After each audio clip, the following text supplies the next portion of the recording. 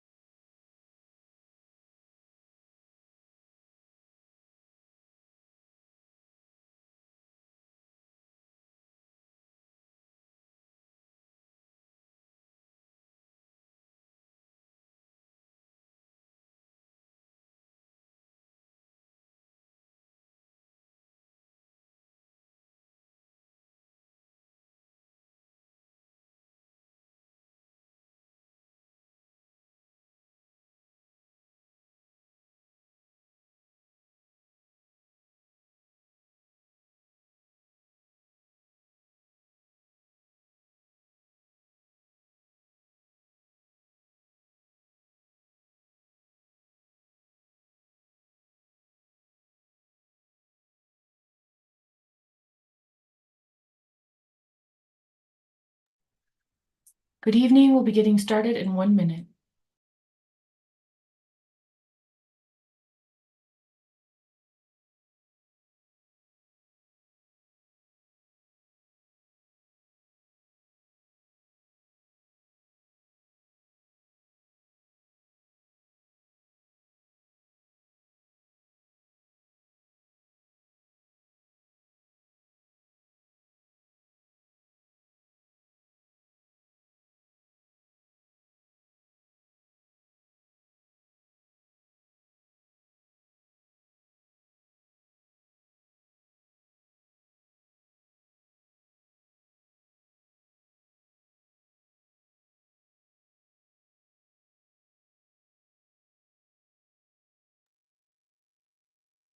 Good evening, everyone, and welcome to the Masonic Seminar Series. My name is Brother Katie Kuncie, and I am a member of Universal Co-Masonry and the lecturer for this particular group.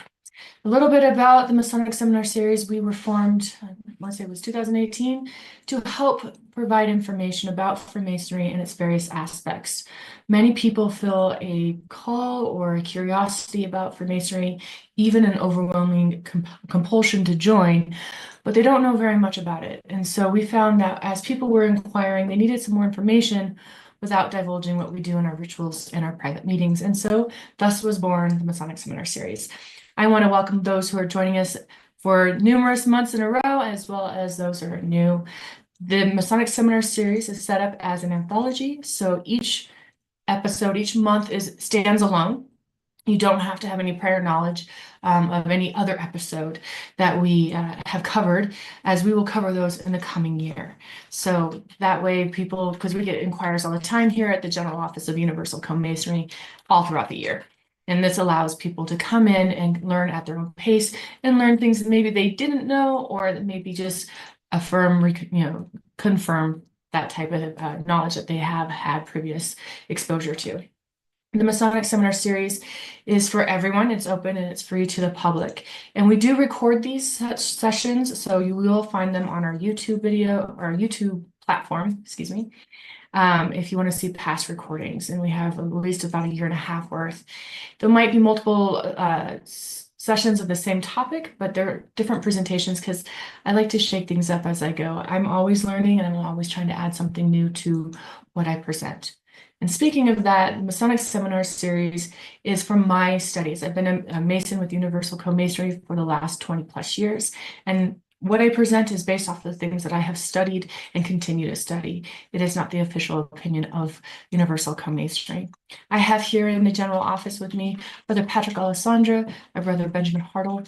They're running our various platforms that we are streaming on. Brother Benjamin is running our Zoom, and Brother Patrick is running YouTube, Facebook, as well as X, formerly known as Twitter. So we're taking care of that, and I want to just welcome everyone from around the globe and on the various platforms that we're coming in on. So enough with the introduction. We're going to jump into our talk tonight. I hope you find it satisfying. As always, I'm very excited to be here and to talk about Freemasonry any chance that I can get. I've been, as many people who know who have attended this series, I like to really ponder and reflect and meditate on the topics that I present because I want them to be very relevant. Informative, for sure, but very relevant. It can easily turn into a very dull, dry lecture, and that's not what I'm here to do. I'm not here to pull out the spiritual enthusiasm that many people come to with their inquiry into Freemasonry. So I'm very excited to be presenting this particular topic on the composition of man. I want to give a little bit of a background to it before we dive into the topic. I wanted to present, probably would have been like a 4-hour seminar if I had done everything that I wanted to. I wanted to do the 7 Bodies of Man by Andy Besant. I wanted to do Jungian psychology and looking at the conscious, unconscious, collective conscious, as well as taking a spin on Alice Bailey with integration, as well as Carl Jung's individuation. But that's a lot. So I broke it down to the very basic, and what we have, we're going to be talking about the 7 principles of man. For the next hour and a half, I will stop every once in a while for questions, for comments. I ask that people keep their questions and comments on topic to what we're talking about at the moment. If you have a question that's about like your application or you want to join or anything like that, I will stay after for about 5-10 minutes with Brother Benjamin and Brother Patrick to fill those questions. So please don't be upset if I put your question at the end instead of in the middle if it's not on topic. So I'll talk for the next hour and a half. Everything I'm talking about is in relationship to Freemasonry. Now, the one thing I want to preface is I tend to present Freemasonry throughout our presentation, but I'm actually going to do a little bit stylistically different this time. I'm going to put it at the end. So if you're like, how does this have to do with Freemasonry? It's coming, so be patient. It will be there. It's just at the end of our presentation. So with that being said, there is a lot of different aspects to what are we made of? You and me as human beings, what comprises us? And you can pull from various different philosophies, both Eastern and Western traditions.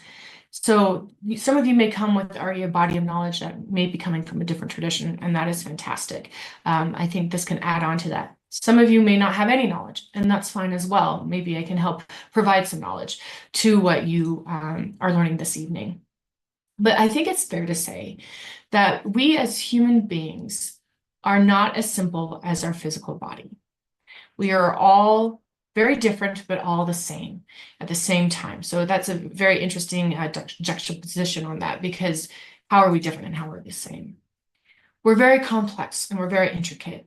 And unfortunately, language, even though it's a beautiful thing because it allows us to share our experiences with each other, it falls short of actually truly giving the full texture and context to what we are comprised of. There's just sometimes words fail, and it's something you have to intuit, something you have to feel. So I will do my very best to bring as much layers as I can with as much insight as I can to what we're presenting tonight. The composition of man, when we look at it, we're going to look at 7 different bodies. All of these bodies are within us. So every single person has these layers.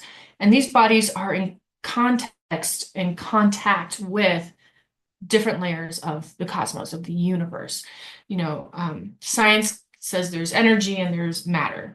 And we know that matter is just, if you will, kind of frozen energy that's oscillating at a very low frequency. So it's really just energy contained. But when we look at spirituality and we look at the studying of the metaphysical, there's more to it than just the material. There's more to it than the sensory, and that's what we're going to talk about tonight. So the composition of man, when we look at this, this is the perspective that I'm going to present is based off of a theosophical bent. So the teachings of Andy Besant, H.P. Blavatsky, and especially H.P. Blavatsky's interaction with the Eastern traditions of Hindu and Buddhism. And the reason why I chose to go with this particular study is because I found it to be more intricate. I found it to be more complete. Freemasonry is a part of the Western esoteric tradition. Its birth in the modern sense is coming out of Europe. It's coming specifically out of the cradle of civilization, being, modern, I should say, the cradle of Western civilization, which is going to be Greek. And when we look at that, it has a very Western Greco-Roman, kind of more Greco than Roman, but feel to it. It doesn't really speak a lot about the Eastern side of traditions. Well, when we look at theosophy in the sense of H.P. Blavatsky and Annie Besant, they took Eastern ideas and they put it in and they emulsified it with Western esotericism. And that's why I chose it, because there was that connection of that Western esotericism that Freemasonry holds that can kind of bridge over into that Eastern philosophy. So you'll see that there's Hindu words, there's Buddhic words, there's words that are a little unfamiliar. For simplicity's sake, I used just basic words and I included the Buddhic or the Hindu word if appropriate. So moving forward. So that's a little bit of a background, just so you know where we're coming from. So there's 7 bodies that are contended to be the composition of all human beings. And again, these are just the basic, and there are variations. Some people say there's 5, some people say there's 7. What I would implore you to do is to go research it. If there's something here that you're like, man, that's really interesting, or I know something different, go look it up, go study it, go interact with it, because you'll come to understand it far better.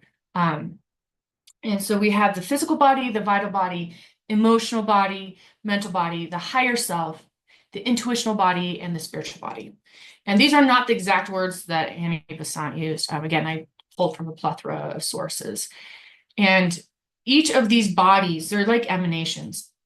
Emanations are something that projects outward. So the doctrine of emanations is, in very simplistic terms, is that if you have the creative force, which in Freemasonry, we call it the Great Architect, that is a name that covers all beliefs of what you think the higher creative force is. So whether you call it God or another name, in Freemasonry, we use the Great Architect and allow the details to be discussed amongst the brothers. There's no defining parameters of the all in Freemasonry. So when we look at the creative force and the doctrine of emanations, that creative force extends outward and it emanates, right? So it's layers going out from the source. And the furthest layer from the source is the material. And you can say that these layers are planes of existence. They are layers of existence or aspects of being. There's a lot of different terminology. And that's the emanation of the divine emanating out through the cosmos into the very densest of matter. Now, when we look at the composition of man, it's a similar idea, if you will, of emanations, that's coming from wherever the center may be, the heart, whatever, emanating outward, we will see that we emanate 7 bodies.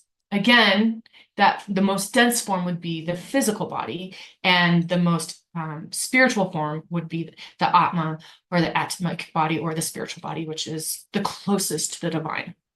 So I want you to picture in your mind, emanations are layers that come out, that radiate out from you. And we're going to go through each one of these bodies, and we'll stop and field questions, and we'll get to the point of how it relates to Freemasonry. But I will give you this carrot. I will say that the reason why I wanted to bring this forward is Freemasonry is ritualistic. It has a ceremonial magic, which is known as theurgy, and not in the hokey sense, like, we, do change this table to money or, stuff like that. That's not it at all. Like in the very antiquated old sense of the word, that it means to change, means to transmute. Freemasonry does that. So how does it do that? And I have been pondering that question a lot lately. How is it that ceremonial magic, ritualistic magic, how does ritual impact transformation? That's ultimately the bedrock of my question and the reason why I decided to do this particular lecture. So how does it change us? And when I started thinking about it, last month we did thought forms. And if you haven't had a chance to see that or watch it, we do have it again recorded on, and you can just email me and I can send it to you, the link. And we talked about thought forms and where does that emanate and what does that mean? And it starts to look at the complexity of who we are as individuals. So that's why we're going to look at these next 7 bodies. So let's start. The physical body, I didn't really write that much about because I think that's one that we all can relate to the most. It is the most dense of all the bodies. And think of it this way, working from the physical inward on the emanations, you go from the most dense, the physical, to the most refined and spiritual, which is the most inner body, the Atman. So this is the most dense. And this body is a vehicle for our existence, our experiences. It contains everything within us, as can be implied. The interesting thing is I grew up in a religion that did not vilify the body. The body was considered a gift of good choices, if you will. And I've always had a very positive aspect of like the body is a gift. But if you look at the Gnostic sense, the material is very evil in the Gnostic understanding. And so, I've been toying with this idea. It's like, is the body good? Is it bad? And to me, it's neither. It's a vehicle. It is neutral. What the other 6 bodies do with it, how we live this existence will dictate whether or not in the end, when we're on our deathbed, whether or not we did well or we did not. So when we look at the physical body, it's of the physical aspects. And there's 7 bodies, 3 aspects. Physical aspect, the subtle aspect, and the spiritual aspect, which we'll talk about a little bit later. So the dense, and it's just the dense form that houses all the bodies. And I purposely picked Michelangelo's sculpture here because it's marble, it's very dense, it's hard, compared to the other bodies, it's definitely kind of more of the material than what we think of. The next one is we're looking at the etheric body or the etheric double. It's also known as the vital body in some traditions. It is of the subtle aspect. A subtle aspect is it's not as dense as the physical, but it's not as refined as the spiritual. So if you want to keep it as kind of like a connection between the 2 bodies, because ultimately you got to think you have 7 different bodies and they all have to communicate to create this one experience that we have, this life, this existence. So they have to be able to communicate. And the material, in my head, it makes great sense. The material is very dense and you have the spiritual, which is super refined. And how do you get them to communicate? Well, you need something in the middle. And that's the subtle aspect. Now, if you want to think of it, the etheric body or the etheric double is going to be a physical blueprint. It's going to, or excuse me, not physical, an energetic blueprint for the physical body. And that's why I really like this picture, because it shows the physical with the double, that energetic part. And it helps the physical body to organize itself. It kind of gives it a framework to sit upon. When we look at this, the vital body is going to help channel prana, which is life force. And again, in Annie Besant, this is in a slightly different version in her own type of body. But when we look at this particular perspective, we're looking at the prana, that life force is going to be regulated throughout the body by the etheric double. And this, again, it's like the physical body, it's more mind, but it deals with the life force. It deals with energy. It deals with our vitality. So why are we so tired? Why are our systems not working? I'm talking biological systems, our organs and whatnot. The interesting thing, and this is kind of neither here or there, but just to give context, when I joined the Masonry in the early 2000s, I thought it was, I wasn't aware of Eastern philosophy at all. I grew up in a very Christian home. And so, that wasn't really talked about. And when I came into contact with the ideas of chakras, it didn't come off very well. Let's put it that way. It came off very flaky and just kind of bendable in an idea, I was like, And as I've gone through life and I've matured a little bit and studied a lot, and I've come to understand chakras, they're not necessarily in the West given a good reputation, but they're very old. They're very, very old. They're energy centers. So just as we are emanating 7 layers, we have 7 centers of energy. When we look at those 7 centers of energy, like your heart, your throat, your crown, they are going to work with the etheric double and help with regulating your body. So there's an excellent book for those who are into holistic medicine. Louise Hay has this book, and it talks about like when you have an ailment, something's wrong. There's the physical reason why, and then there's a, quote unquote spiritual reason why. And this will deal with the etheric double. And when you're looking at it like, oh, why do I have this particular ailment? Then, I look at the spiritual reason, or in this case, the etheric reason, and it allows you to help move energy that gets blocked. So this energetic blueprint is going to need to be constantly moving. And I know there are some people here that probably have a really solid background in Chinese medicine, and it's kind of the same idea where you have points and meridians and all the, places within your body that if you work with them on the physical form, it releases the energy that has crystallized in the etheric form. So it's an interesting idea to think of 7 centers of energy that work with this one level of our body. So we have the physical and we have the vital body, or as I like to call it, the etheric double. And again, just think of who you are and then make it more refined, make it a slightly different material. And that's what you'll get with what the etheric double is. The last thing I want to say about this, and this is interesting, is this is where our senses reside. So when I first started, embarking on this journey of trying to understand the complexity of man, I kind of put the senses with the physical body because that makes sense. I can smell better if my olfactory is working. I touch stuff because I have sensors on my hands, just like everyone else. So it seems very physical. But when we look at this is in the composition of man, it is actually a more refined aspect than the physical body. It's going to reside with that energetic flow, the hearing, the smell, the senses, like that. I will say about Freemasonry, the senses are very important to us, not in a materialistic sense, but in a very spiritual way, because they are the gateway to understanding our senses. So if our senses aren't clean, if they are, they're marred in some way, it makes it really hard for us to gain a true understanding of reality. And so when we look at this, Masonry in its own way will work on the senses and therefore working on the etheric double. I'm going to go through one more body, and then I'll stop and I'll answer questions if there are any questions. The emotional body is going to be, again, a part of that subtle. There's this body, the last body, the next body are all subtle aspects of the human form.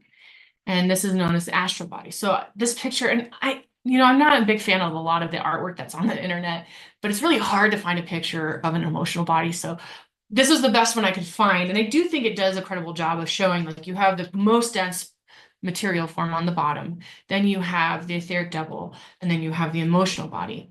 And as it states, it's going to hold the emotions, feelings, and desires that we have. Now, when we look at emotions, I would tie passion with that.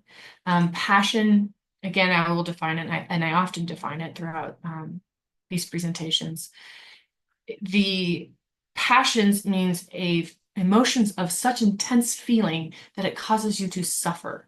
So I'm not talking like, oh, I have a passion for, fill in the blank. I'm talking about it in its original etymology, in its original form. It is an emotion that makes you so miserable that, so intense that you suffer. And when we look at that, that resides in this emotional body, this astral body. And it has those feelings as well as desires. Desires are things that we want, an outcome of some sort. It's not just I desire this material thing. It can be anything, but it's something that you're attached to the outcome. Like I desire that this will, be the outcome of said event or person or action. That would be the desire. This body is much more refined than the physical body, right? Because we're going inward on those emanations. So we're getting more and more refined. But it's going to help us stay connected to emotions, to dreams, to non-physical experiences. Now, there's a fine line that we have to walk with a lot of this, because a lot of this philosophy is very old, just wrapped in new terminology for the modern man. It's very, very old, but there's also some information out there that makes it very hokey and very kind of cheesy. And we have to be very mindful of it, that we don't fall into that realm. And that's why I put non-physical experiences instead of like out of body. It's not that I don't believe in out of bodies or whatnot. It's just non-physical. So it could include that. If you take it from a Jungian perspective, it can be daydreaming, which is, you're awake while you meditate type of experience. And this body, this emotional body, keeps us connected. This is where I would say, it's just kind of a side note, where modernity has kind of taken hold of humanity. It's taken hold of that emotional body and kind of made it supreme over everything else. Now, the goal, and I'll talk more about this at the end, is to harmonize all the bodies. So it's not like there's just one, like the more dense bodies aren't in control of the more refined bodies. It really should be the other way around. So modernity has heightened our emotions and our dreams and all of that, so that in some ways they're unrealistic or they're out of control or they're too much. Freemasonry works to bring those back into control so that we, the spirit is the master of the lower bodies, not the other way around. Incidentally, Carl Jung did a lot of, for those who are not familiar with his work, he did a lot of work with metaphysics. If you ever have a chance to read any of his writings, they're fantastic. I have not read them all, but the ones that I have are amazing. And he talks a lot about dreams and what they mean and how they can be a gateway. I read a book many years ago that talked about how science approached dreams.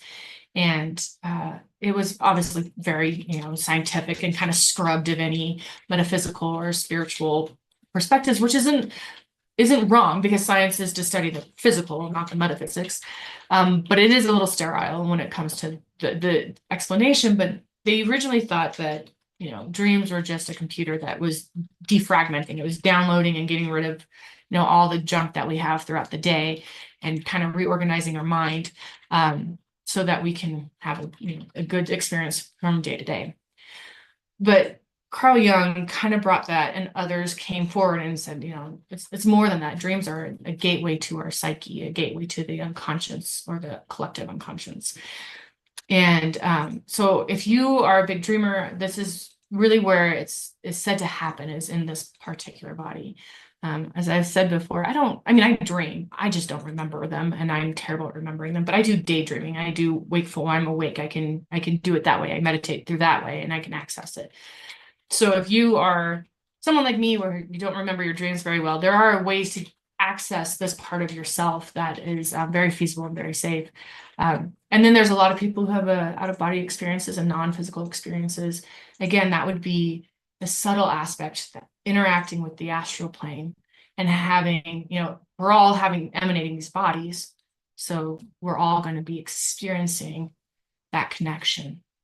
Again, Freemasonry isn't going to teach you how to astral project. It doesn't teach you how to get your body out of itself. It doesn't do anything like that.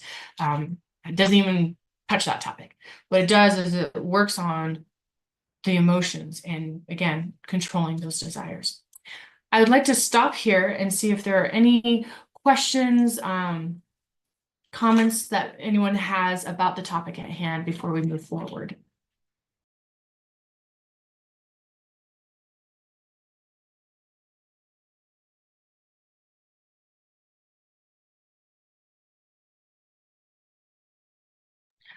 Marcus, you have your hand raised.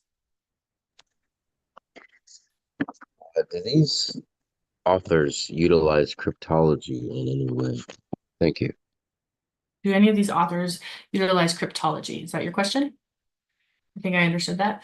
I don't know. I couldn't answer that question honestly if I tried. So I have no idea, but I would highly recommend, if you do know and you find out the answer, please email me, because I'd be interested to know the answer to that myself, but I have no idea. I know, like with H.P. Blavatsky and Annie Besant, H.P. Blavatsky went to Tibet, one of the few women that were, her and David, what's her name?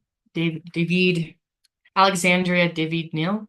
Yes. She was the first one, and then H.P. Blavatsky kind of snuck in the back door to Tibet, because it was closed at the time. They pulled from the direct sources of the culture, but whether or not they engaged in those things, I don't know. Brother Maya, it's always good to see your face. Good to see you too, Brother Katie. Well, you just touched on something that I was thinking when you were talking about, astral experiences, because I was really wondering, on a little deeper level, what Masonry or Co-Masonry had to say about like astral travel, things where people are cultivating or trying to experience or spend time on the astral plane or psychism, that kind of thing. So Freemasonry doesn't talk about like this is how you can astral project or astral travel. It doesn't ever address that, and I have all the degrees, so I can tell you in my entire experience I've never seen that. But what I will say is that it addresses the different layers of our bodies indirectly. So, you know, being mindful on what we do to ourselves, whether it's by thoughts, actions, speech, that type of stuff. So it doesn't focus specifically on each of the layers, because this is an interesting thing, is that especially at Universal Co-Masonry, one of the jobs of the head of our order, which is called the Most Sovereign Grand Commander, is to make sure that Freemasonry isn't co-opted by or captured by any particular philosophy. So it's not owned by Theosophy, it's not owned by Stoicism or whatever is out there. So you'll never see a particular bend in Freemasonry outside of you'll see elements from the Western esoteric tradition, because it grew up, as you know, Brother Maya, through Hermeticism, Gnosticism, Neoplatonism, that type of stuff. But no, it doesn't directly speak to that in any way. But if you have the eye to look for it, you may find hints along the way that will help you in understanding more about the different layers of existence. Brother Nathan, it's always nice to see your face too. Thank you. Good to see you, Brother Katie. So, I'm having a hard time understanding why the bodies are ordered in the way that they are so far. It seems to me that the emotional body or astral body, as you've explained it, we tend to be pretty aware of our feelings, our desires, but I don't know if I'm that aware of my etheric body. So I'm wondering about why are they ordered the way they are? How can we understand the layering? Mhm. Um, that'd be helpful. That's a great question. I would say you're actually more aware of your etheric double than you realize, because when you're like, I'm tired, I don't feel well, I don't like anything that has to do with energy, you're very mindful of, right? I recently had an experience where my appendix blew up. I mean, like literally blew off. Sorry, Brother Patrick's gonna go down here. Literally, and I was very aware of that when it happened. When it's working, we're not aware of it. When it's not working, we're more aware of it. And it has to do with those more dense bodies. Our emotions, I mean, can you touch your emotion? No, you can feel it in the sense of like an internal feel. So it requires a different sensory organ. And when I say organ, I'm not talking a physical one. It's something else to sense it. Where with the rest of your body, you can tell if it's being impacted with energy, like I'm low energy, or it doesn't feel right, or that's the etheric double. That's why it's called a double, because it so closely lays with the physical that it's hard to kind of separate it, which you can't separate any of these. The emotions, excuse me, are going to be much more refined than the vitality of ourselves. Like when you're feeling a certain emotion, you can definitely feel it, but can you always communicate it? No, not necessarily. But when you look at vitality is more measurable. You can say how it is with, is it up or is it down? Is it good or is it not? So that's how the ordering would be. So the more and more in tune you have to be to sense it is how it's going to order the bodies. The physical body you can touch, like there's nothing to it. So that's obviously going to be the furthest human emanation outward. The spiritual body, many people can go their whole life without really doing anything with it and never being aware of it. And they don't have the sensory organ. And again, I'm talking about more of a energetic or spiritual sensory organ than a physical one. They don't have the sensory organ to touch it and to be in tune with it. Oftentimes people will take drugs to bypass the whole process, which I argue doesn't work. You interact with something, I don't know if it's what you're trying to aim for, because you really need a refinement of the self. And that's how it's ordered, is how refined is it, and how close is it to godliness or to the great architect, to that divine area. That's how it's ordered. I hope that answered your question, Brother. Any other questions or comments before we move forward?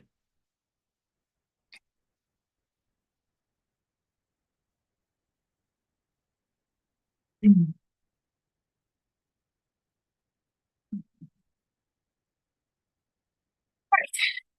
The one thing that I want to say before we move on is that the really interesting thing about the emotional body, or the astral body, is that it's based off the past. It's what creates that body more than anything is the past. Now, depending on your belief system, it could be the past within this lifetime, or if you believe in reincarnation, it could be a past of multiple lives. But it, excuse me, is shaped.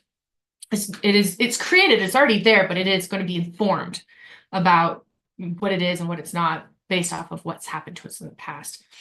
Unfortunately, excuse me. Unfortunately, this is where a lot of people tend to live, is in this body. And when I say live in this body, I don't mean it like they're like astral traveling everywhere. I'm saying that they live in their past. They're so stuck with the emotions of the past. They're so stuck with what's going on as a child or whatnot that they forget to live the rest of the bodies. So they just live in that one state of mind. And the way that you can help refine this body, because you got to think that as we go through each layer, it gets more refined, but there's still impurities. And we have to remove those impurities in order to, transcend this existence. And the way that you can help refine this experience is by, again, subduing your passion, which means you don't get rid of your emotions, but it means that you are in control of those emotions, especially those that make you suffer. So if you have a great negative feeling from your past and you're just living in it all the time, Masonry is going to help you undo that attachment so much. Not that it gets rid of the experience, because it happened, it's there, but it allows you to release the attachment of that experience and move forward so you can live in the present and dream of the future. And you'll see a lot of spiritual experiences are going to help refine this body as well, because it moves you out of the dense state into the more spiritual state. So the mental body was the next one. And this one is going to be the last of the subtle aspect. Again, that subtle is going to be the connective bodies, or aspects, I should say, between the physical and the spiritual. And as it sounds, it is of the mind, but there's two parts to it. You have the lower and you have the higher mental body. So there's two parts to this intellect. Excuse me. You have the lower mind is going to deal with concrete thinking, deals with reasoning, or the higher mind, as you can guess, deals with abstract and spiritual. Now, it is interesting to point out that the reason and concrete thinking go hand in hand. Because if you ever read like David Hume or anything like that, and they talk about empiricism, which is the philosophy that life is all sensory, like nothing exists outside of the senses. A treatise on human nature, if you've ever read it, it's very interesting, because Hume really breaks down how like the senses work. And that is of the lower mental body. And when I say lower and higher, in our culture, it's easy to put like good and bad. And I'm not putting that moral judgment, because you need the lower to have the higher, and higher is needed to have a better existence. So I do think they're both good in their own way. But lower is where a lot of people just live in the concrete. What you see is what you get. And there's a purpose for that, because you do want to have street smarts. You do want to be able to navigate the material world. The higher body, the higher mental body, that abstract and spiritual, they're synonymous, because to think spiritually is to think abstractly. Like if I were to ask you, if we were sitting down and we were having coffee, and I said, tell me what you think the great architect is, or who you think the great, like however you want to phrase that question. What is the great architect? And you start to tell me what you believe the great architect is. Like that's an abstraction, because we're talking about an idea or a figure, depending on your belief. That's not like I can't touch or feel. I have to go off of your experience or my own experience to validate that this is real. That's abstraction. The higher body, the higher mental body, deals with imagination. When I say imagination, it's not like in the fantastic, building a story, a myth, or a fairy tale, though it's included in there. But it's talking about the ability to think beyond what is. And that's the higher mental body. If you really want to know more about the mental body, I would recommend studying Hermeticism and the Emerald Tablet, the Kabbalion All of those have really good explanations on what the mental body is, I find. And when we look at the mental body is where some people live. Like they live their whole life. Everything's just in their head. They're very air sign, if you will. They're very mental. And we want to look at how these thoughts impact our life. So the composition of our thoughts can either be constructive or destructive. If you think of a wave, like a sinusoidal wave that looks like this, right? When we have thought, right? Thoughts go like this. When we have a particular thought, it can either increase that height of the sinusoidal wave, right? So it becomes stretched bigger and bigger, or we can think of something that's negative and it can break down that thought. And we have to be mindful that that impacts us because it's a part of our body. When we talked last month, again, if you want to refer to that, we talked a lot about thought forms. And this is where thought forms would come in if you're interested into that. And I'm not going to talk about it because we talked about it last month, and we'll talk about it in the future.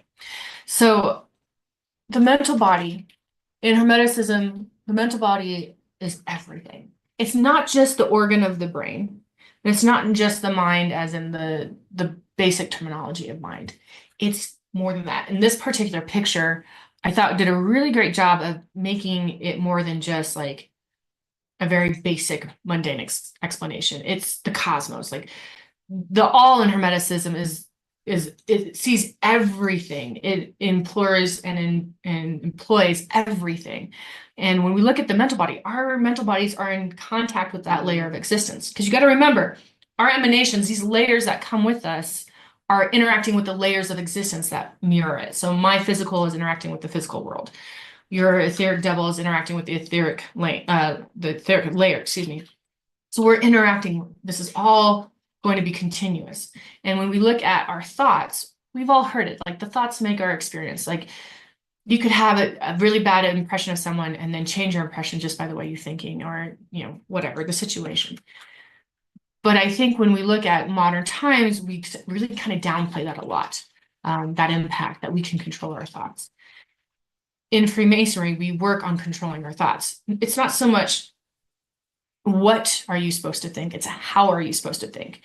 You know, are my thoughts going to add to what's being said or, you know, discussed, or is it going to detract? You know, being mindful of what our thoughts are doing, like they have their own life form, their own body, allows us to be more impactful in what we're doing with our communities, whether that be professional, personal, whatever, allows us to be more mindful in that way.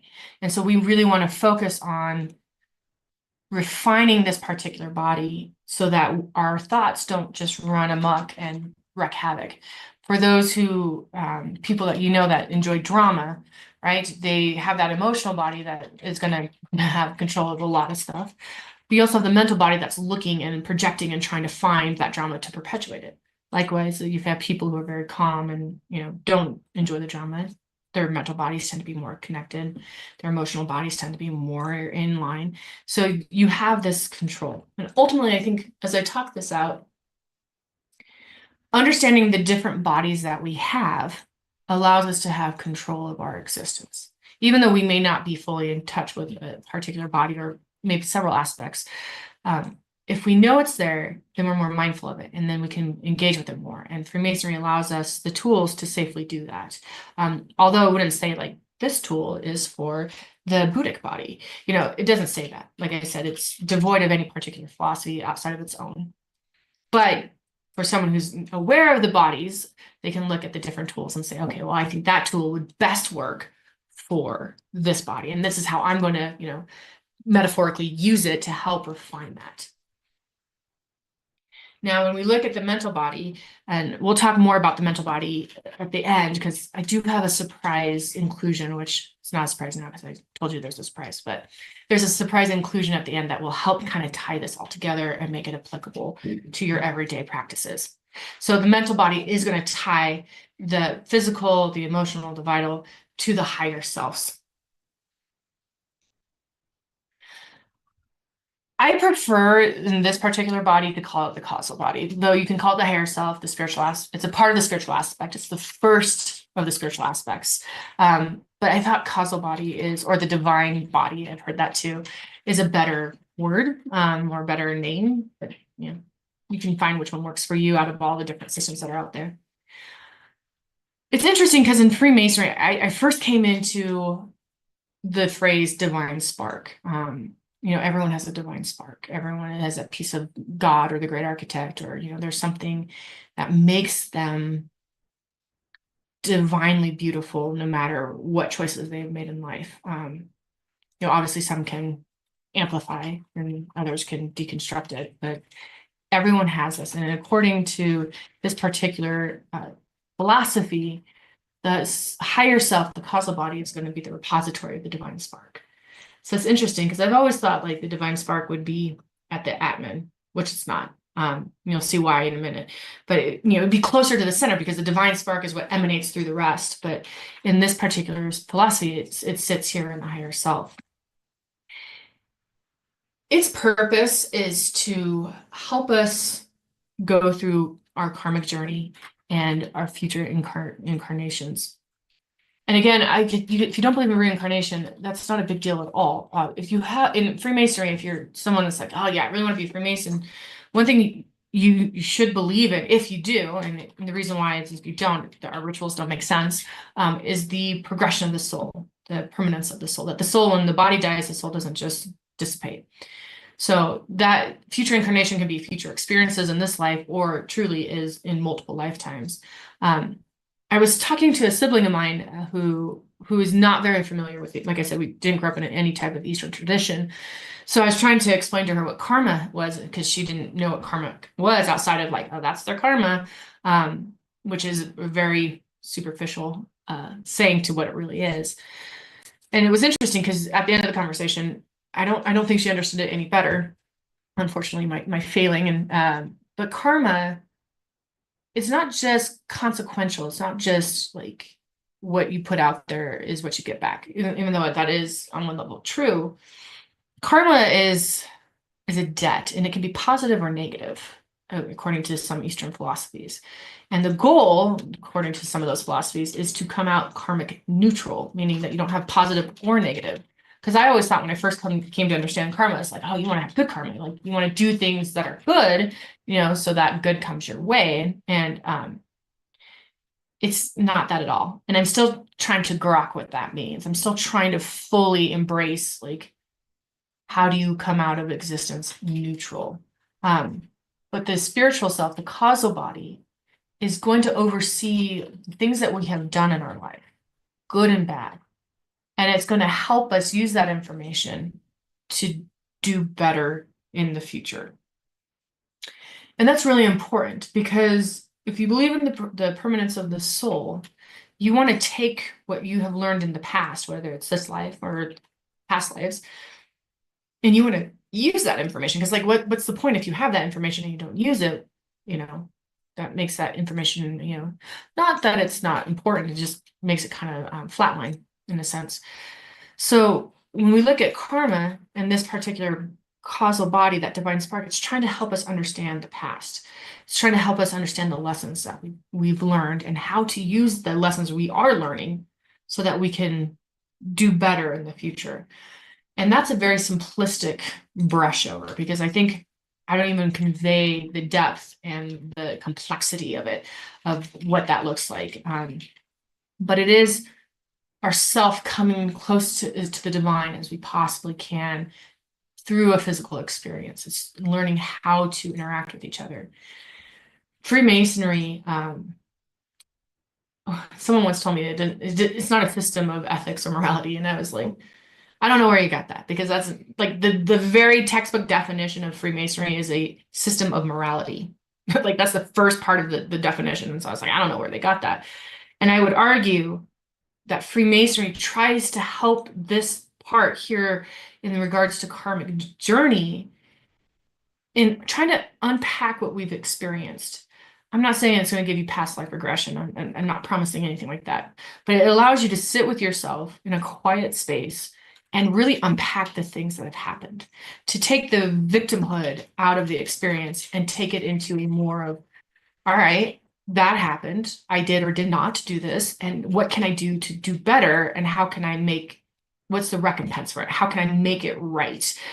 Can I make it right? It gives you these questions, and it gives you the ability to step back and look at how to refine yourself to help with the karmic experience. So very, very important very important body. And when we look at this particular body, the causal body has to do with higher spiritual understanding and individuality. Now, I would say individuality flies in the face of the monad. The monad is the one. It is the one which all things have come from. So the great architect, the universe, God, whatever you want to call it. But individuality is very important, because I was talking to some brothers earlier, and it's like, well, why did spirit fall from the source? Like, why again do we have that descend, ascend motif? Well, obviously, the spirit needed something, else it wouldn't have broken away, and to me, that's kind of the esoteric original sin, in the sense that there was a breaking and we fell away from, and we're trying to get back to. And so when we look at this, something broke, but there was a reason why. The spirit needed something. So individuality gives us the difference of experience. Billions of people have lived, billions of people will live, and there's an individuality to all of that. I mean, if you think about the combination that takes to have no two personalities or individuals alike, that's pretty impressive. And so that spirit, the divine spark, is getting something from that. What that is, I'm not quite sure. But I think that's something that we can ruminate on to really kind of process and understand. So when we look at individuality, it's important, but it's not the end all be all. Like, the end all be all in Masonry isn't to become an individual. It's to become a part of the whole. So it actually goes in the opposite direction. But it's counterintuitive. You have to find out who you are in order to be a part of the whole. The intuitional body, or the Buddhic body, this one is about connection. So we're getting further and further away from the physical. We're becoming more and more refined. This is where unity of consciousness comes from. This is where your intuition is going to sit, the intuitional body. And again, this is something that's really refined. To Brother Nathan's question of like how is this ordered? And we're more in touch with our emotions oftentimes than our vital body. Our intuitional body, someone once said, and I thought it was really brilliant how they said it, is that the more in line you are with harmony, or the more in line you are with the universe, the more in harmony you are with your intuitional body, the more you will hear. So oftentimes in religion, this could be the still small voice, the Holy Ghost. There's a lot of renditions of what this particular body is going to do. But I do believe that the more and more you refine this body, the more and more that you make it whole, allows you to be more connected and allows you to have intuition. And remember, intuition is, I put it in parentheses here because I think it's a great way to express it, is direct knowledge. Like, how do you know that's true? I don't know. It just is. It's intuited. Like, it's like the mystic versus the occult. Like, it just came to me, as I like to call it, the divine download, somehow just came to me, and I understand it. Intuition on its more mundane level is like, I felt, intuition to not do this or to do this. That's different. But when you look at really working on this body, you're dealing with the pure intuition, that which is coming straight from the source, from the great architect. And this is where you find a lot of people experience the consciousness of unity, that all things are connected. And love. Love's a tricky word. You can spend a whole study session on love. There's many different types of love, but I would say that this is not philos or brotherly love. This is agapic. This is something that is greater than. And we have to be careful, because the evil twin of love is enabling. And we have to be mindful that when we love someone, that means sometimes we have to do something that's hard. Very much like a child. Like, you love a child so much, you don't want to do everything because that enables them and they don't learn anything. Sometimes you have to let them do the hard stuff the hard way. Interestingly enough, this is where we transcend from the higher self, we transcend individuality. So we find our individuality and then we transcend it, because then we realize everyone is not the same in the sense of like an equal sign, but we're the same from the same place, from the same Father, or the fatherhood of God, the brotherhood of man. We're all from the same source. And the purpose of this particular body is to help us with our intuition, and it helps us harmonize and refine our consciousness so that we can understand our purpose. That's the tricky thing. So in Eastern traditions, it's called Dharma. In Hinduism, it's called Dharma. Dharma is going to be your own personal purpose. It is something that only you can do. It is better for me to fail my own Dharma than me to try to do your Dharma. Even if I did it exceptionally well, it doesn't mean that I did the right thing. Dharma is very personal. So every one of us has a purpose. And this isn't nihilistic. This isn't optimistic or moralistic nihilism. This is like the cosmic. This is coming from the source. We have a purpose, each one of us. And I would contend that Freemasonry is trying to help us find that purpose. It doesn't sit there and say, oh, you've been initiated, Brother Katie, therefore your purpose is going to be fill in the blank. It gives you experiences and tools to help you mine through your layers of existence, through those aspects, to try and find what is it that I'm here to do. And a person who can identify his Dharma is going to have a more, and follow through on it, it's going to have a more, probably a harder existence, but a more rewarding existence, because following your Dharma isn't usually the easiest thing to do, because it's like, well, that seems hard. I'd rather do that instead. And Dharma is, we all have a purpose. And I really think we should just like take that in. Like, you have a purpose, and it isn't going to be something material. I bank on it that it's going to be something that is going to be impactful.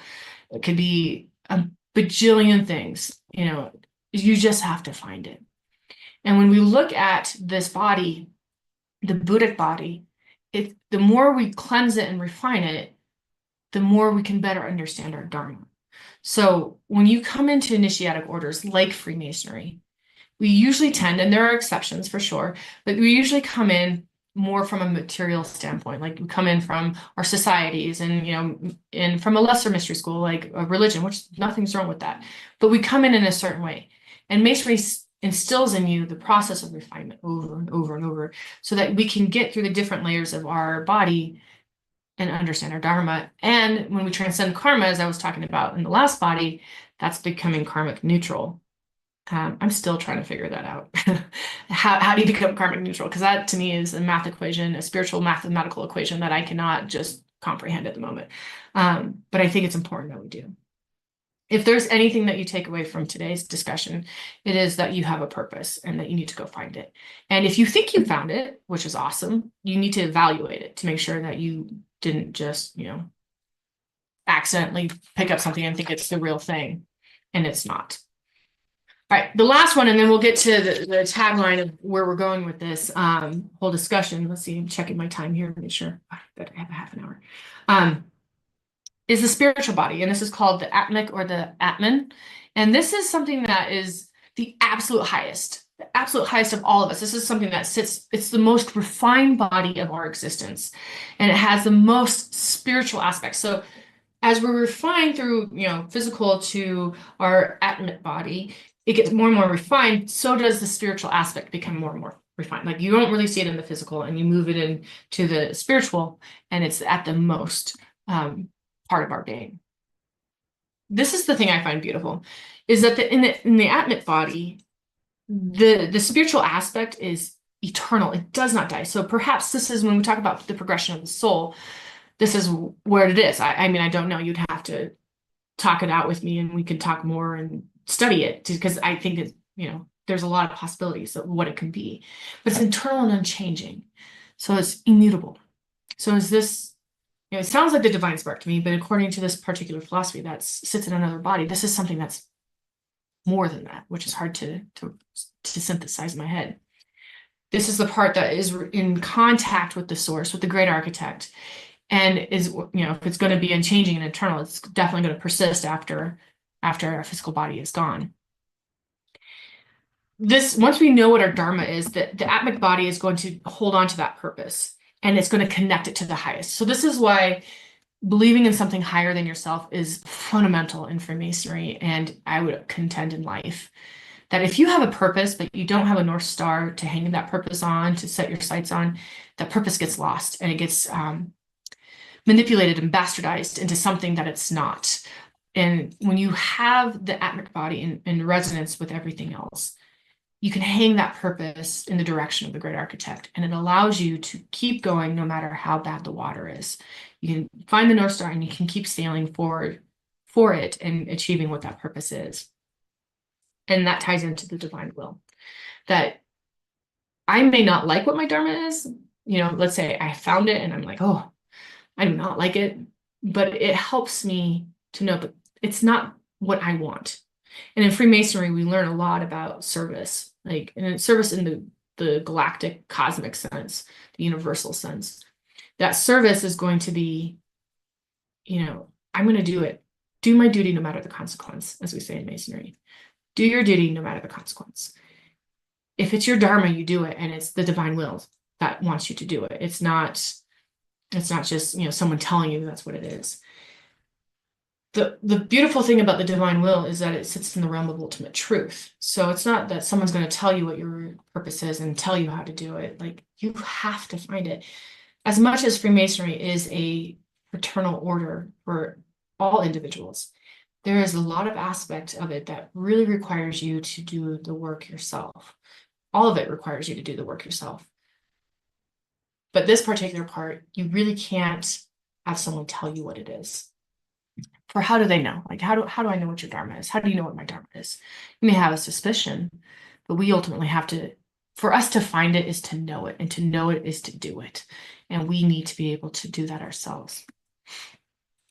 All right, so here is the surprise, the tagline. I'm going to tie it into Freemasonry, which you already knew, but I'm actually going to bring in alchemy because I'm a big fan of alchemy, so I thought I'd talk about it. Because I think, especially with Freemasonry, I can't tell you what we do in our rituals and can't be super specific, so it's really hard to be like, well, how does Freemasonry affect that body or do it this way? So I thought, well, a good connection would be alchemy.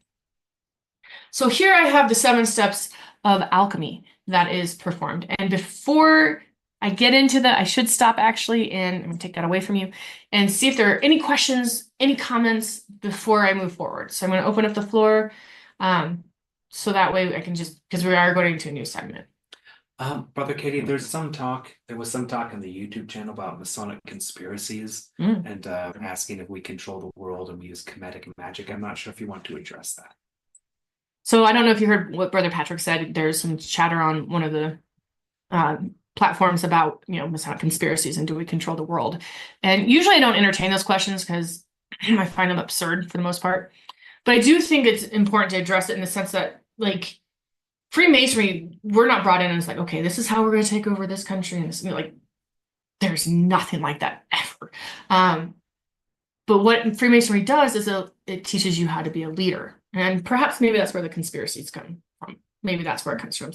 Because when you look at it, someone who's in harmony with themselves and their layers of existence and the layers of existence, they tend to be very wise people. They tend to be very easy to follow. And so perhaps that's where it comes from. But like, no, we don't take over the world. We're not going to take over the world. We do believe that there's a right way that humanity will go, and what direction that is, it's never specified. All Freemasonry says is there is a purpose, just like there is for individuals. There's a purpose for humanity. So there's a higher level of dharma. There is a purpose, and we believe it's positive, and we're going to help humanity get there wherever there is. So that's ultimately what we're getting to. So sorry to disappoint those who may believe that we're, have secret highways and, taking over the world. No, unfortunately, or fortunately, depending on how you say it, that is not true. Marcus, you have your hand raised. So a lot of this sounds, you mentioned David Hume earlier. Where would this all bridge between like animism and like the Gödel theorem? Does this originates from that, or that would stem from this? Thank you. It doesn't originate from it. You said humanism, and what was the other? Can you unmute him again? Brother Benjamin, please. It was, it got really quiet. It was humanism and what theorem? No, it was David Hume that you mentioned, the individual, and then Gödel theorem, or Gödel, or however you say that, the higher mind, lower brain. You know, I'm not familiar with the latter, but with the former, just so I can get a better understanding, because I'm still not fully understanding your question. You're saying like the principles of man, like did it derive out of, Hume and this theorem, or are you asking something slightly different? I just want to make sure. Correct. Okay, thank you. No, it's way older. So the composition of man is like from Hinduism and Buddhism, which is far older than Hume. What Hume is best known for is his empiricism, is looking at how the senses how does the sensory organs sense. It's one of the hardest reads I've ever had. I'm still going through it. It's been years. I'm still piece by piece trying to take it apart. But it's fascinating just how the mind like asks the questions like, how does the body feel? That is going to focus more on the physical body. Hume, at least in the treatise of human nature, does not address the other. It doesn't even contend that there are others. In fact, it says the only thing we have is the physical. So it doesn't go in that direction. And as I said with the theorem that you mentioned, I am not familiar with that theorem, so I can't speak to that. Any other questions before Brother Patrick? Someone asks, I thought women weren't permitted to join the Freemasons. Women weren't permitted to join Freemasonry. Well, that's funny because I'm a Mason and I'm not the first, nor am I the last. If humanity is going to have a future, it has to include all of humanity. You can't take out certain aspects. You can't take out women, you can't take out men. Now, there is all female Masonry, there's all male Masonry, and then there's mixed Masonry, as you see here. There's a place for all of it. But the thing is humanity is everyone. And if we're invested in serving humanity, it requires everyone. The idea that Freemasonry is just for men is Victorian and draconian, if you ask my opinion. It's very Victorian that, women were removed from the ancient mysteries throughout the last, 1,000, 2,000 years. Theodosius II in 384, I believe it is. Double check my date. I know it's 380 something. AD was the one that put the kibosh on all of the esoteric traditions, and you'll start to see that women were starting to be removed. Pythagoras in his Pythagorean school had his wife and his daughter as members. You'll see in the building era, the Gilding Age, where women were a part of trades of, like operative masonry. They're on the rolls. So this idea that women can't be a part of it is actually fairly new. And honestly, it's dying because as we go through modern era, like a lot of inquirers come to us and say, I don't agree with that. And so you're seeing a lot of people leave or not join those particular obediences that hold to that idea because it is not in line with the ancient mystery schools, of which Freemasonry is an heir to. And so it's like saying that only some information is good for someone just based off of their physical form. So they're one body, since we're talking about the composition of man, that one body dictates whether or not they are to be stewards of information. And I don't think that's how it works. So, Brother Maya. It's probably a longer conversation of this topic but I was thinking about what I've read and studied from various teachers like Steiner, Blavatsky, Bailey, Roerich, a bunch of different sort of modern esotericists and whatnot, that there's sort of a stage that humanity is heading towards right now, as opposed to this composition and how, in an ultimate sense, we all have these bodies, but right now where humanity is in terms of evolution, the advanced humanity is starting to move into a work towards developing the intuition. And how do you see Freemasonry like contributing to that current evolutionary step that humanity needs to take? Great question. A lot of different ways to approach it. Let me find my way through this. So I would argue that Freemasonry, because it helps refine the various aspects of ourself, it allows us to work on the things that are less developed. So some people would contend in esoteric studies or occult studies that man doesn't have 5 senses, that he has 7, which would go with each of the bodies, if you will. You could correlate them. And when I talk about clairvoyancy and telepathy, again, I am not talking like that crazy, like we're mind reading everybody. We're talking about clairvoyancy is clear thought, clear vision. You can see what's coming because you're so in harmony with what's going on that you can see what's coming down the road. You can say it's prophetic if some people want to go there. But Freemasonry helps to refine our senses so that we can refine that body. So in this case, it's intuition. So those who are ready to take a step forward, Freemasonry is saying, look, you're more than your physical body. You're more than your emotional body. You're more than all of the stuff that, you know, kind of gets thrown in your face. You're more than that. So let's put the other bodies in discipline and focus on the bodies that are, you know, that would help with the intuition in this case. You know, you brought that up. Or the ability to see clearly what's coming, or the ability to use your mind, the mental capacity. So I would say it would help refine the senses and discipline the senses we have and refine the ones that we are yet using.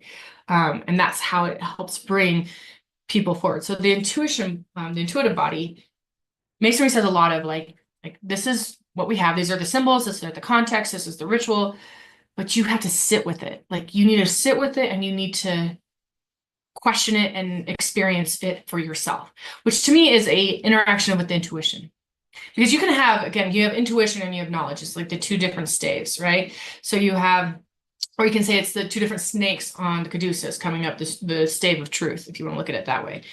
You have the physical, the empirical side of things where you're touching it with your senses and this is concrete. And then you have the intuitive side that for a lot of people is very underdeveloped.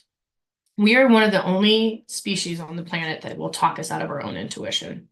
Like when you get a feel, like that intuitive feel, like something's off, like we easily are like, it's fine. And then you walk through it and you realize like you were not fine and you should have listened to it. So part of our capacity, I wouldn't say it's a negative, it's just an aspect of part of our mental capacity is to talk ourselves out of our intuition. So Freemasonry helps us realize not everything is mental in the sense of, you know, the modern definition, that there's an intuitive body and that we need to refine it and listen to it because that intuition is the, you know, Jacob's ladder to the divine. It allows us to go up and touch and be with the source in some form or some way. That's how I would see it. I'm sure if you ask another Mason, they might give you something different. Any other questions before we move forward? Okay. All right. Let me share my screen with you. All right. So I've had a lot of opportunity to study alchemy. It's kind of one of my passions in what I do on the side. And I was really thinking about it, like you have the 7 bodies of man. It's interesting, and you know, you don't want to just correlate for correlation's sake, but it's like, could these bodies correlate? And I'm going to kind of speed through this because I only have 15 minutes left. Speed through this just because this is a discussion on alchemy and Freemasonry. And then I'm going to tie it to Freemasonry at the end. So when we look at this, I have them, the different steps of alchemy listed. So calcination, dissolution, separation, conjunction, fermentation, distillation, and coagulation. And Brother Benjamin, will you throw in the chat Azoth, Azoth? If you Google or search for Azoth, you'll come up with a particular picture. And I recommend it. It looks like a wheel with a 7-pointed star in it. And it's like kind of the artwork for alchemy. It's kind of, there's lots of alchemical work, but that one's kind of more renowned. So I want to tie this a little bit for you so it's more practical, because we're applied Masons. We take what we know and we use it for the better, because we're a right-hand path. We don't use it for just personal gain. Again, you'll have personal gain just if you do the right thing, but it's not for personal gain. So calcination is really interesting. And there's different, this is Western alchemy, I should preface. There's a lot of different alchemies out there, alchemical systems. Calcination is interesting because calcination has to do with burning away the impurities. And this goes with the physical body. So it's the first recognition of I am not perfect and I am in control of getting rid of those imperfections. So calcination is a burning away. It's the removal of those things that we find in our physical form. And I would argue that this is the discipline of the body. In Freemasonry, especially Universal Co-Masonry, we are very disciplined in our body, how we sit, how we move, all that. It's interesting because you would think that it's not that big of a deal. Some people may or may not like it, I don't know. But if you can control the body, it allows you to be able to open your mind to other things. So calcination is going to be that first step. Dissolution is going to be, in chemistry, you would pour a solvent on top of it. A solvent is something that breaks something down. So like water is a universal solvent. It breaks down a lot of stuff. Not everything, but a lot. So you pour a spiritual solvent over the this particular body, the vital body, and it allows you to break down the rigidity of thoughts. In the case of vitality, like in this, again, this has to do with the 7 points of energy within our body. If you are blocked somewhere spiritually, mentally, you know, in the base, in the crown, wherever, it's going to help you get the life force moving. So dissolution is going to help you break away the rigidity and make it so that it everything goes into solution, everything breaks apart. And it allows you to go to the emotional body, which is separation. So this is where we learn higher truths from lower instincts. What is real and what is not real? So your emotions, and we know like emotions really shade the way we perceive the world. For years, you can think something that is not true and come to understand that it's not true, and it changes and molds your perspective into something completely different. Separation in the alchemical sense is when you're looking at your emotional body and you're picking out of that solution of where you have, you know, all the fragments of your thoughts and known constructs, the different archetypes that you have in your life.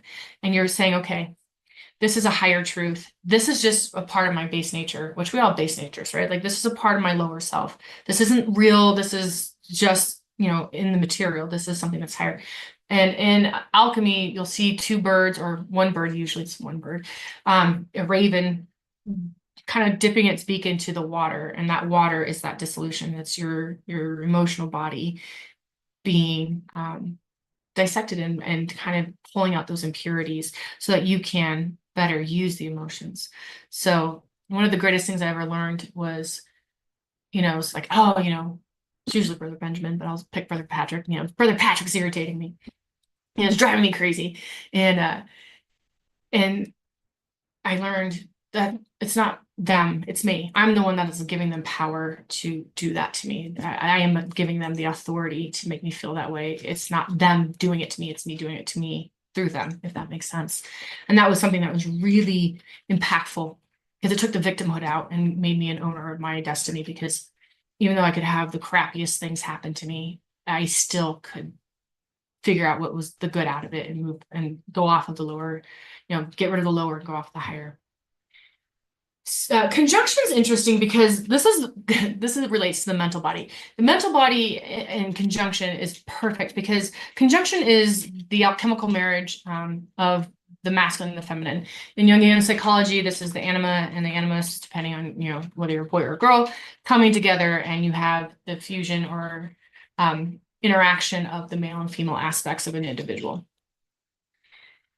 In alchemy, it's sometimes referred to as the peacock stage, which I call it that all the time, because peacock stage, you know, when you think of the feathers of a peacock, they're beautiful, they're iridescent, they're very, you know, mesmerizing. We often can think that we are amazing and it's all mental. Like we are awesome, we're on top of the world, we know everything. That's a peacock stage because you think you have found the end. You think you've gotten to the end of coagulation when you're in this conjunction stage. In reality, you're not. You're living the shimmering lie of a peacock's tail. So it's called a peacock stage because you have deceived your mental body into thinking that you've achieved the end and that you know everything. And it's not true. And that's what I was talking about when I said, we'll get to that later at the end of the emotional body. It has to do with conjunction. So when we look at the higher self or the causal body, this is going to relate to fermentation. Now, it's interesting. Fermentation is the only process in alchemy that requires an outside force that is biological. Fermentation is what happens when microbes, you know, you put it with your grape juice and you let the microbes do the work and you get wine. So this has a organic aspect to it that is needed. And it's something for you to think about, like, what would that be? Because when we look at fermentation with the higher self, this is going to be the birth of higher creativity. It is going to be that which connects us to a higher purpose. So it allows us to look at our karma. It allows us to assess things in a higher perspective.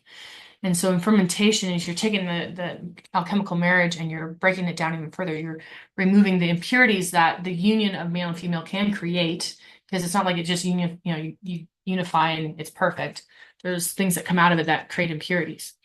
So fermentation is the digestion of that substance and then breaking it apart and looking at it and saying, okay, what can I use this for that is of a greater purpose than just, a nice house, nice car, good job type of thing. Intuitional body is distillation. Distillation is, the way that distillation works in science is that you have a round bottom flask and you have a solution. A solution is going to be a mixture of different liquids. So what you do is you're going to boil it, and based off of their boiling points, they're going to be different boiling points. You'll boil off that which is the lowest of the boiling points, and and eventually you collect it through a condensing tube and all that into another flask. So when you take the intuitional body, you're putting it's a solution, right? It's a bunch of impurities. It's not just intuition alone, and you're going to boil it through circumstance. So when you have some really hard experiences, it's boiling it and it's burning off the impurities, hopefully, right? It's burning off the impurities, and what's left is a more refined intuitional body, and it allows you to be more harmonized. That's why life needs to be hard, not easy. Life needs to be hard so that we can go through the burning off process to help drive out the impurities and leave behind that which is most pure, which is our intuitional body. When we look at the spiritual body, the Atma, this is going to be coagulation. Coagulation is the solidifying. So once you have burned off everything, you have this, hopefully, as pure as you can make it. It's not a solution anymore, this substance, and it coagulates, which means it starts to harden. And in the case of the spiritual body and the Atmic body, you want this to be hardening around the divine's will. This is something that's going to take the divine will and make it a part of itself. That is coagulation. So when we look at the 7 steps of alchemy, again, that's a very broad brush over it. It relates to Freemasonry in this way, because Freemasonry has a degree system, and the degrees are broken apart to help us understand how to purify and refine ourselves. So the physical body deals a lot in the first degree. And again, I can't go into specifics, but it deals a lot with like discipline and looking at how we conduct ourselves. And when we look at the second degree, it's going to look at, again, the vitality in our constructs and how is it that, is that really the truth? And again, if you go back to the Hermetic idea that all truth is but half truth that we, possess, what are the unhappy, like what are the truths or the half truths that aren't real, and how do we get rid of them? That's the second degree, that's dissolution. Third degree is dealing with the idea that there is a higher self compared to a lower self. So it brings us to understand that we are not just our emotional body, we are more than that. And that an emotional body is important, but it's not the end all be all. The 4th through the 14th degree, that's the Lodge of Perfection. And let me back up. The 3rd degree, I would include the Holy Royal Arch of Jerusalem degree because they go together. And I would say the same thing with the 2nd degree and the Mark Master Mason degree. They would go together as well. The 4th through the 14th degree is going to be the Lodge of Perfection. So it's a whole body, as we call them, interestingly enough, a whole body of degrees. And this is going to deal with conjunction. In Freemasonry, you're born into this world not knowing the Masonic world, not knowing very much about it. Even if you've read it, you really don't know it until you have to live it. And so by the time you become a 14th degree Mason, you're very comfortable and it's easy to peacock. It's like, oh, I know Masonry. I know how to do the Blue Lodge. I know how to do all this stuff. But you really have to bypass that and say, that there's more to it. Yes, I have brought the masculine and the feminine together. I have brought the Scottish Rite and the English Rite together. And I am looking at a greater picture of the grand Masonic narrative, but it is not the end. And if you can get past that stage, you can get into the 15th to the 18th degree or the capitulary degrees. And that would be fermentation. This is a place where you find out there is an outside force acting upon you that brings you into understanding what love is and what unity is, independent of any distinction among man, whether it be race, religion, gender, it doesn't matter, that there's a unity above all. Distillation is going to happen between the 19th and the 30th degree. Those are more the philosophic degrees. And this is where we start to see that there are different philosophies, and not all philosophies are equal in their value, and not all philosophies are good. We do place moral judgment on that, and we look at it and we say, okay, well, what are the different philosophies, and what philosophies are important to my life, and how can I imbue my life with that philosophy and live that life? Now, I would contend the philosophy is a Masonic philosophy, though there may be other perspectives on that. The last one is the 31st to the 33rd degrees, which is really interesting that it would align with coagulation and admin.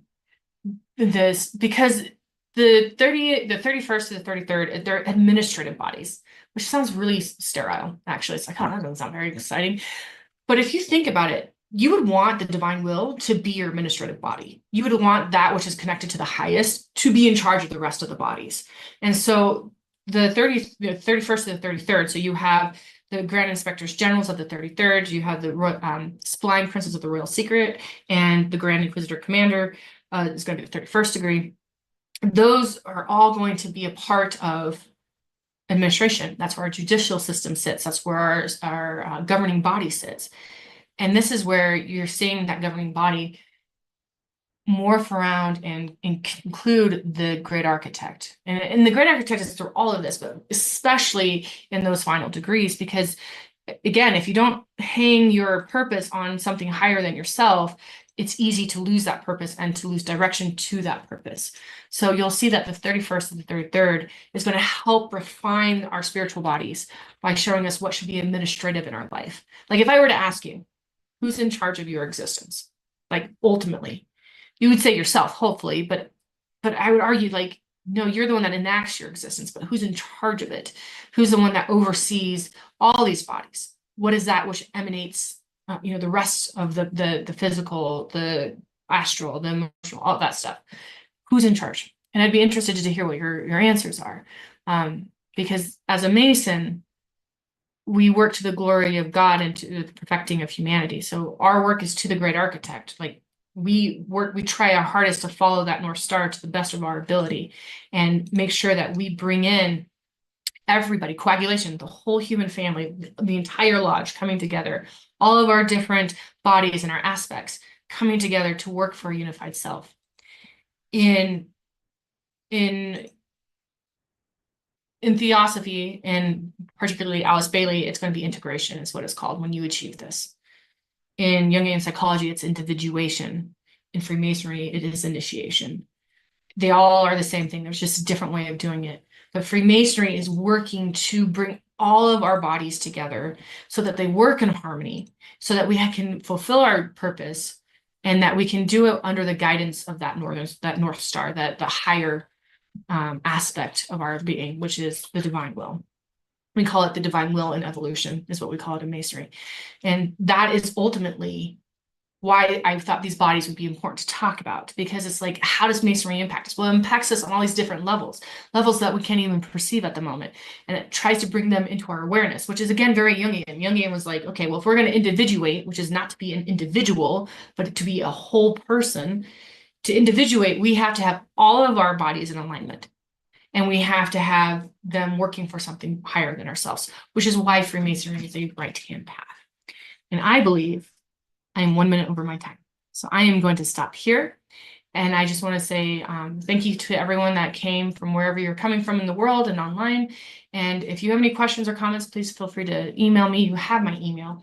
And next month, we'll be talking about a different topic in Freemasonry. But I hope that somewhere in this conversation, you were able to find something that really piqued your interest and gave you questions that you can go and interact with. Not just research, it's not just an academic pursuit, but really interact with so that you can bring this into who you are, so that you can realize that ritualistic magic, theurgy, isn't just impacting the physical and spiritual, it's impacting so much more on so many different levels. So thank you for coming out, and I appreciate it. And again, thank you to Brother Benjamin Hartle and Brother Patrick Alessandro for helping me here at the general office to do this, and for you for having all the wonderful questions and thoughts. I look forward to seeing you next month.